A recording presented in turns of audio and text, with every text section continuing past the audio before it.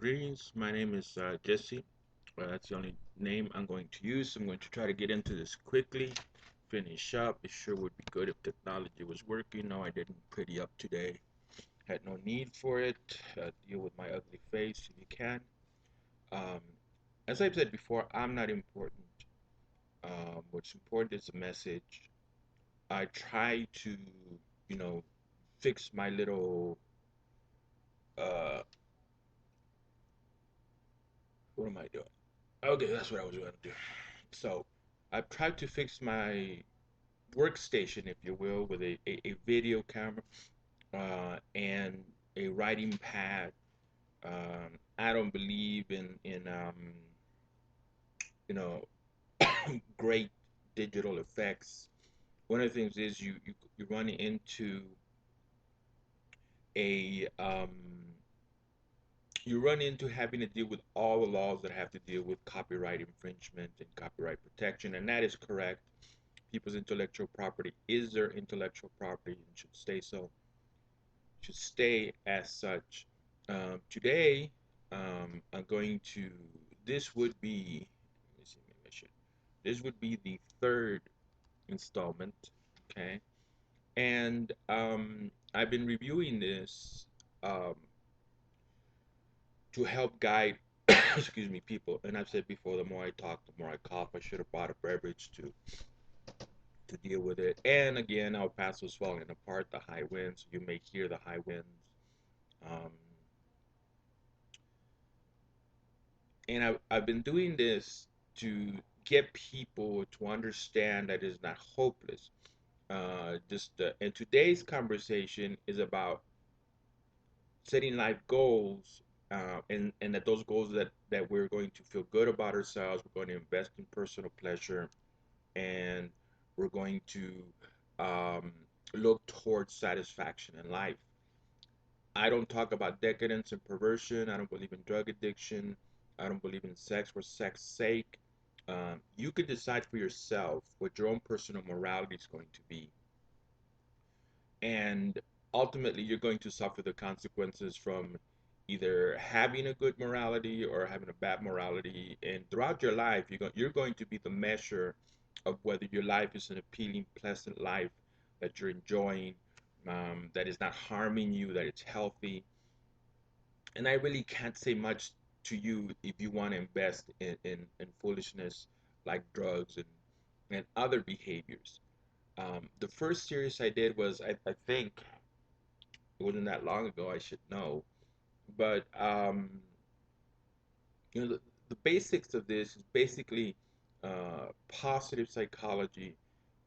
You know, instead of burying ourselves in negativity, instead of putting ourselves down with our negative speech and harming ourselves and driving ourselves into depression or driving ourselves into anxiety, you know, instead of thinking that the mental health challenge that we got in life is overwhelming and we can't deal with it, we can find some strategies to um, to deal with life and to cope with life and to not harm ourselves and to have an enjoyable life. I was with a having a conversation with a customer. Today seems to be a slow day. The brain just won't kick in. But and through that conversation, I gave him, the basics of my uh, mental health philosophy. And the conversation started because he was talking about his brothers, being in constant conflict and not being able to stop fighting with one another. And I told him that again, that we can change our life by changing our attitude from going from being a negative person, and I'm going to use the language that is used in the modern society. The language is everything sucks, nothing works, why bother? And the only thing that negativity does is rob you of hope. It robs you of confidence and it robs you of self-esteem. And as I was having this conversation with a person, I was trying to convince them that you can build hope and confidence and self-esteem when you introduce the person into the idea that if you change your mindset from a negative mindset to a positive mindset, um, one, you start to see the hope. You start to see hope because you start to realize that you're in charge and you have the ability to make the necessary changes to build the life that you want to build. Every person knows what it is to feel good. Every person knows what personal pleasure is. Every person knows what satisfaction is. Our modern day society has given us messages, that drinking a lot and drugs and sex and hating our neighbor and ridiculing our neighbor uh, is the correct way to live. If you find yourself suffering, hurting, pain and suffering is your daily routine and you just don't know where to look for answers, you only have to go as far as yourself because one, you do have the ability to think.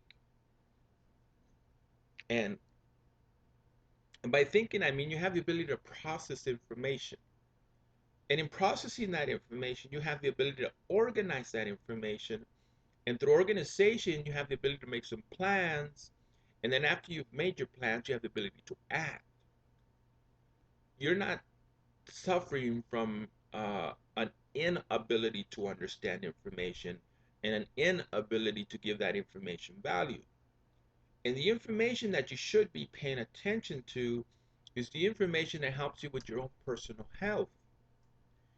There's this big debate on on healthcare. There's still a discussion of what the current president of the United States of America. It is April 13th of year 2013. And here in the United States of America, there's a big discussion about this national health care created by the current president. What does it mean to everybody? Is it a good idea? And and I was thinking that you need a safety net when you're doing everything wrong. When you're living a life of indulgence and you're drinking 64-ounce drinks, and your routine is smoking and not exercising and just harming yourself, that's when you need these kind of healthcare safety nets.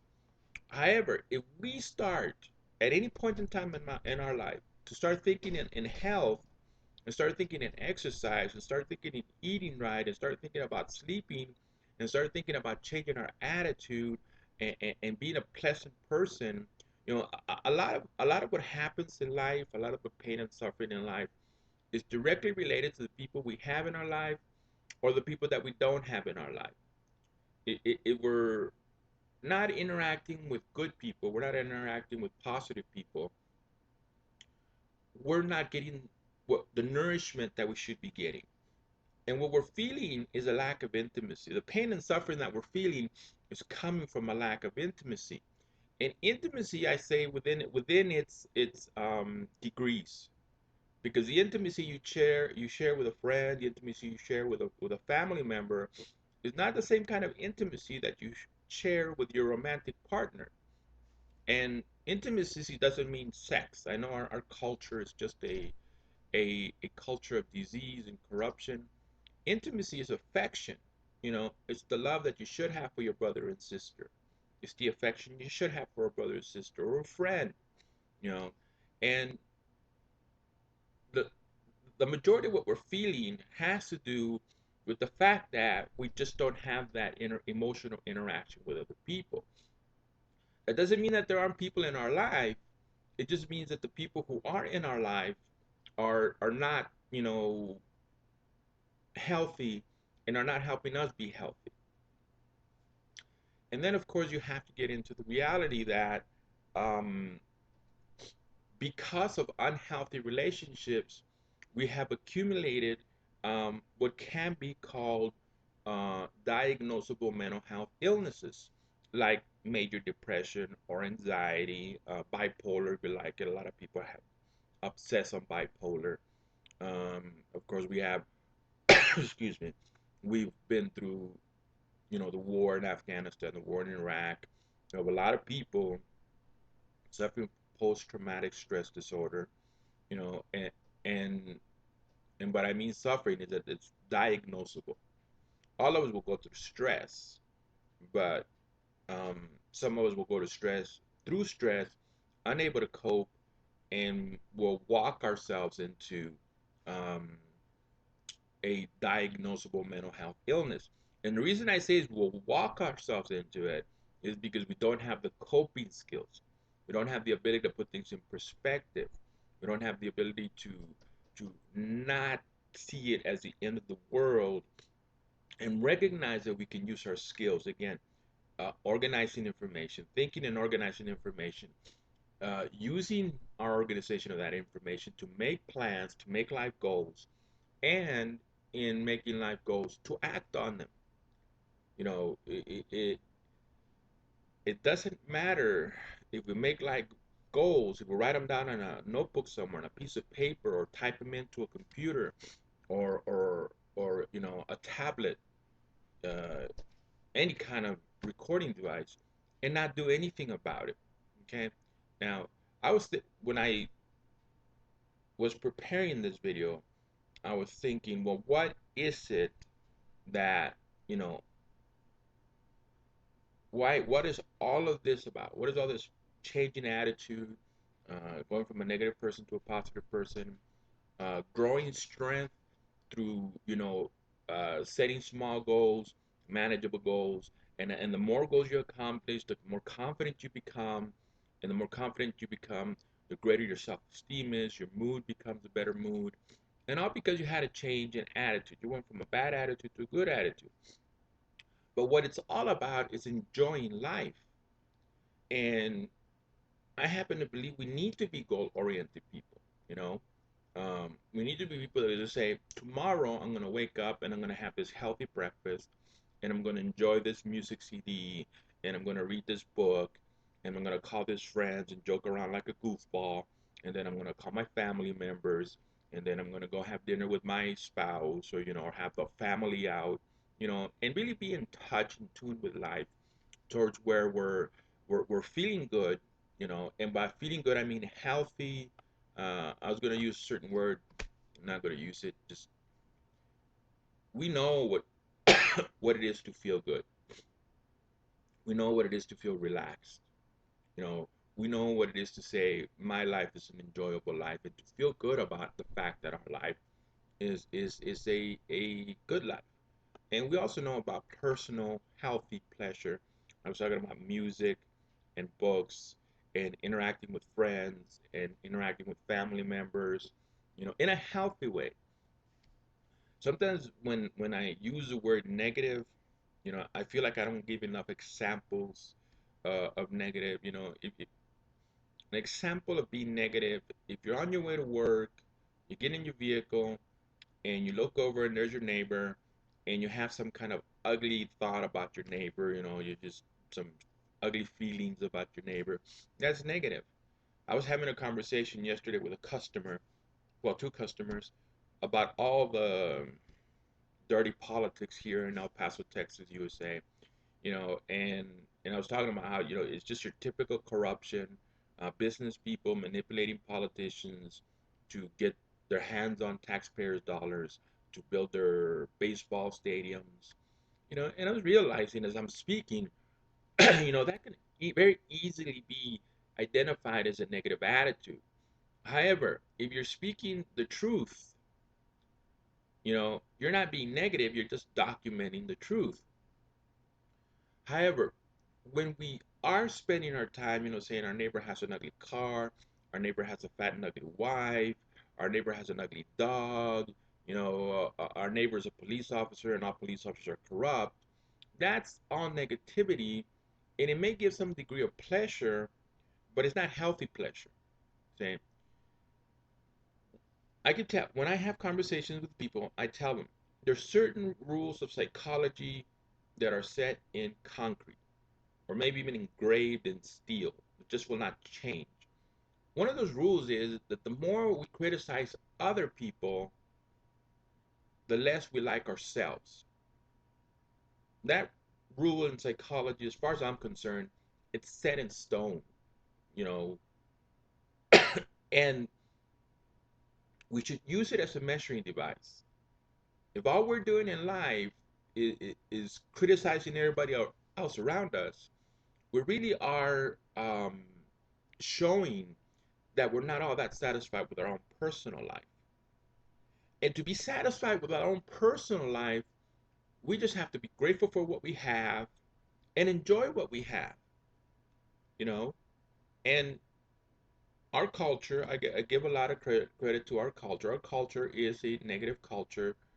Television, movies, I keep newspapers, magazines. It doesn't matter what it is. It's a negative culture. It's negative messages.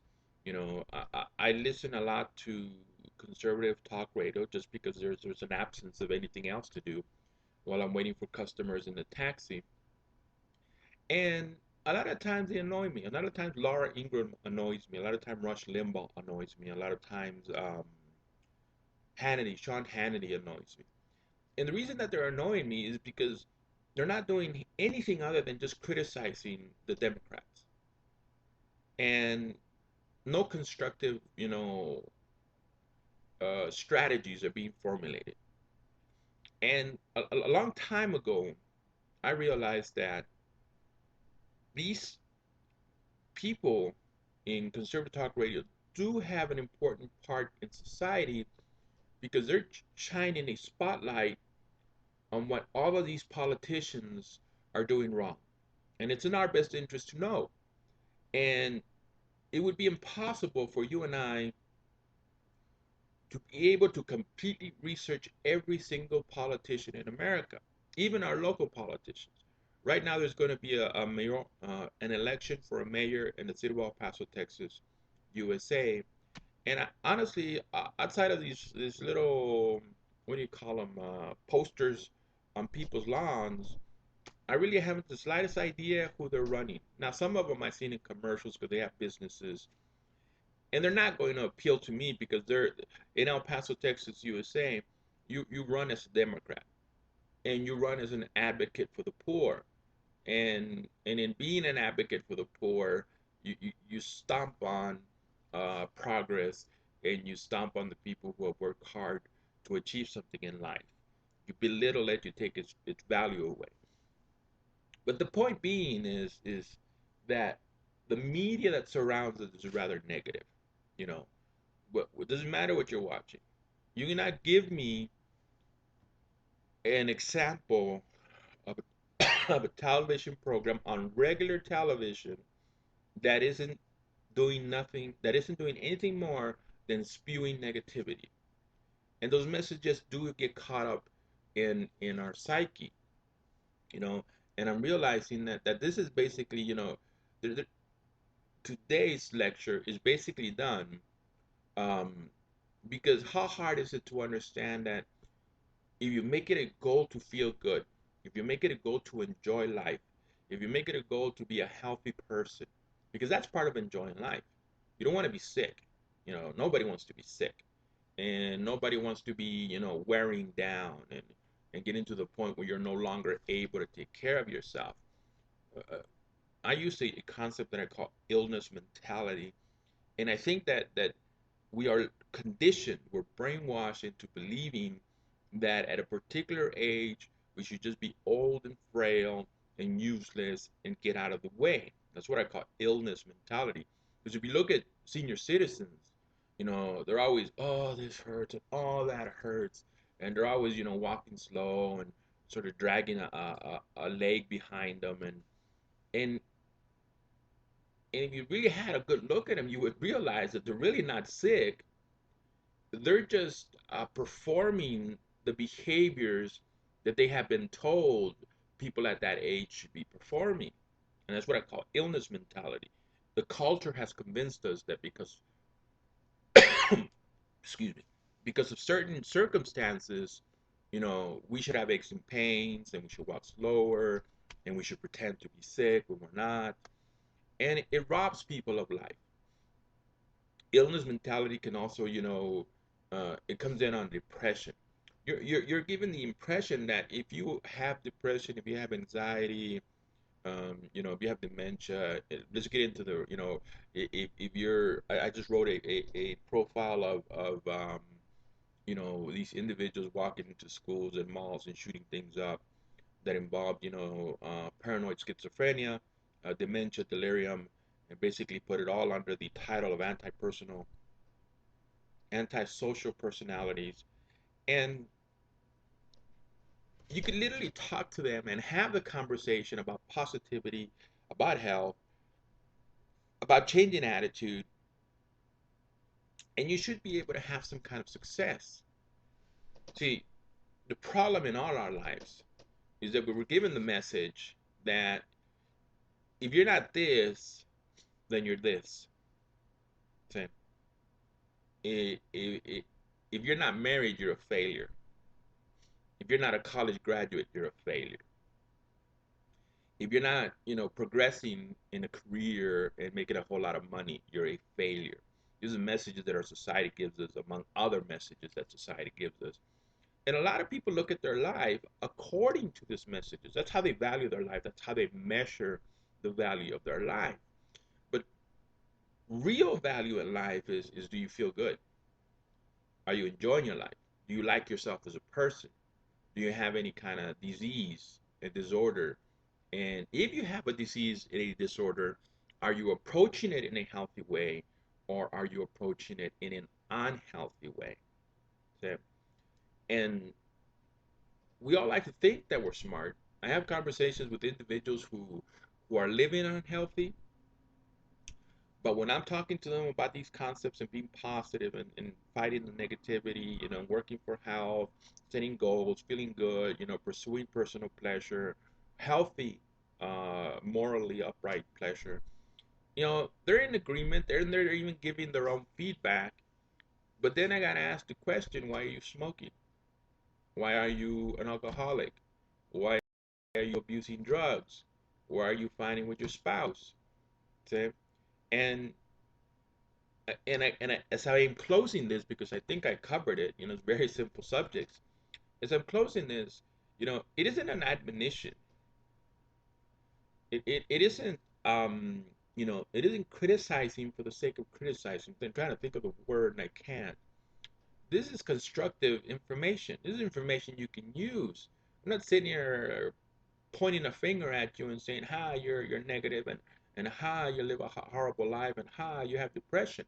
It's not the goal of what I'm doing. I'm trying to inform people. I'm trying to educate people how they can take control of their life and how they can give not only meaning to your life, but how you can have a better self-esteem. You can have a better mood. Understanding uh, how you are equipped, how you are empowered by your ability to think, organize, plan, and act, and how having those skills can help you to change your attitude from a negative attitude to a positive attitude where you're realistic about what you have and you start enjoying what you have and you start realizing that you need to have interpersonal relationships because as a person, as a human being, you have a need for different levels of intimacy. You have a need of intimacy between a friend, between brothers and sisters, between your parents, your aunts, your uncles, and you have a need for a special romantic interest. And everything that's going on in our life, all the pain and hurt and suffering, is a direct result of being given this message that, is just life is ugly and we should all give up. And the only reason you should give up is if you don't believe in yourself. And you should believe in yourself because there's nothing wrong with you. Like I said, you have all the necessary skills, necessary life skills to start reviewing your life and start seeing the changes that you need to make and making those changes because it's all about you. It's a lot of my conclusions in psychology are selfish to a degree. We really cannot be good for anybody else if we're not good for ourselves. See? We can't help anybody if we haven't helped ourselves. And there's a lot of people that will see this and say, "Oh, that's nonsense, foolishness." And it's good if you have a great life. Be grateful for what you have.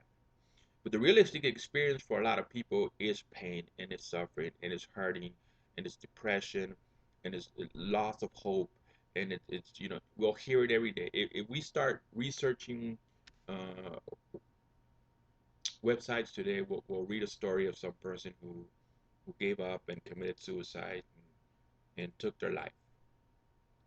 So we need to understand that there is a need and that we can help people, you know, by helping them understand that they're viewing it as hopeless and they're hurting because of the messages they have received in life. Now, I'm not disregarding true stress, trauma that leads to serious diagnosable psychological illnesses. However, even if you are a person with social anxiety or generalized anxiety or panic attacks, you can still use your personal skills to organize your thoughts. And I spoke a lot about emotions. I shouldn't introduce that, but as we organize our thoughts, we organize our emotions. Because I have said, and I'm gonna write it in here. Let me see if I can. I have said that my psychological dynamic includes thoughts, which leads to emotions uh, and sensations. Oops, yep, learn the spells. Okay, sensations, which lead to behavior. Okay, oh yeah, that's the way you spell behavior. All right, it's not that I can't spell, it's that I can't type. Okay, so when we change our attitude, okay, because thinking is how we change our attitude. So thoughts, okay, when we change our attitude, we change our emotions. And what are emotions? Pain, suffering, depression, loneliness, frustration, anger, rage. If we start thinking that we're able to organize our life, we start to become strong because we start to believe in ourselves, we start to get confidence. And when we get this confidence, we start to get a better self-esteem. Okay. Now, when I'm talking about sensations, okay, thoughts lead to sensations and emotions. you know, your body as a physical creature will hunger uh, interpersonal relationships. Your own physical body will start bugging you to have friends and start creating the hormones that will cause a certain degree of distress, mental distress, that will lead you to, you know, finding a romantic partner.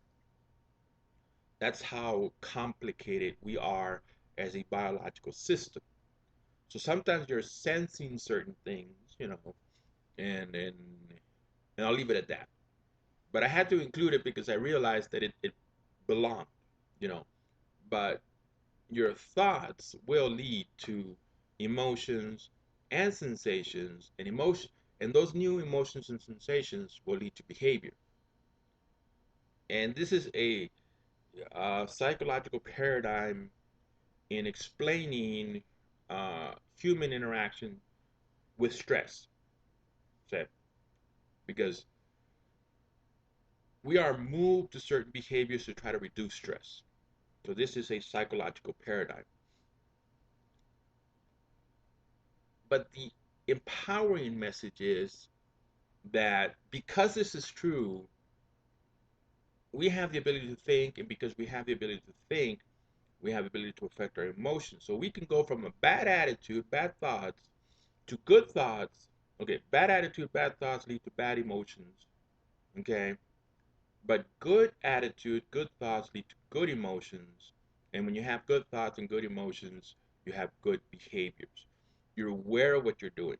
You're not just acting, sort of, um, with blinders on. You got to go, you have to get 10 blocks down the road, and there's a bunch of creeps next to you, and you don't want to deal with them, so you just got blinders on and you're just going straight ahead.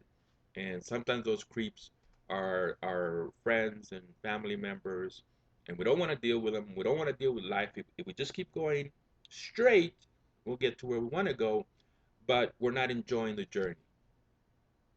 We're missing out on everything that is good in life.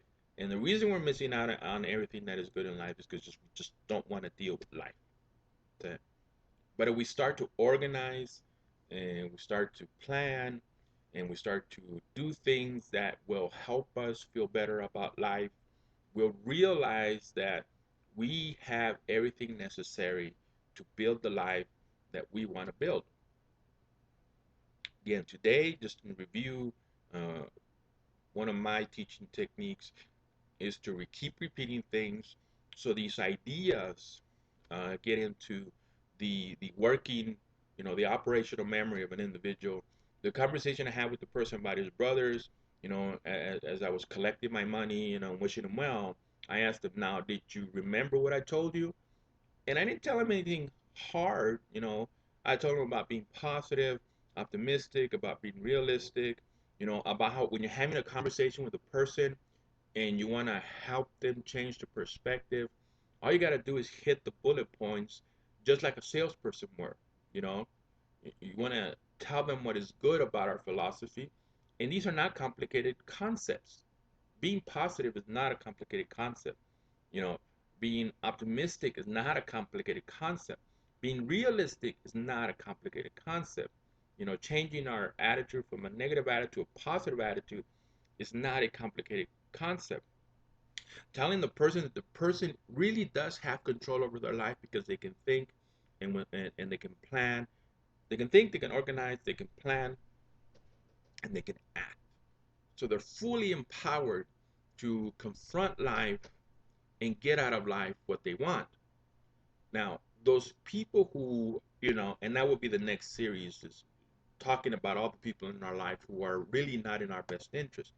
But all these people around us, you know, we also put in place. We also think about them, and we also organize our thoughts and emotions in relation to them.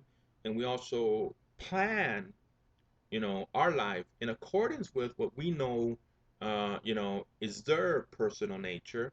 And then we act because we don't want to have people in our life who are draining us of our positive energy.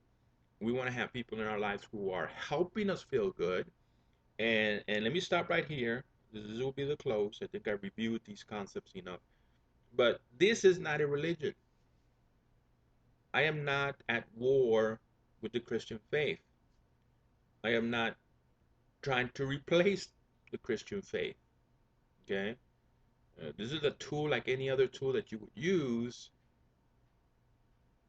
and in no way, shape, or form contradicts or replaces Christian theology.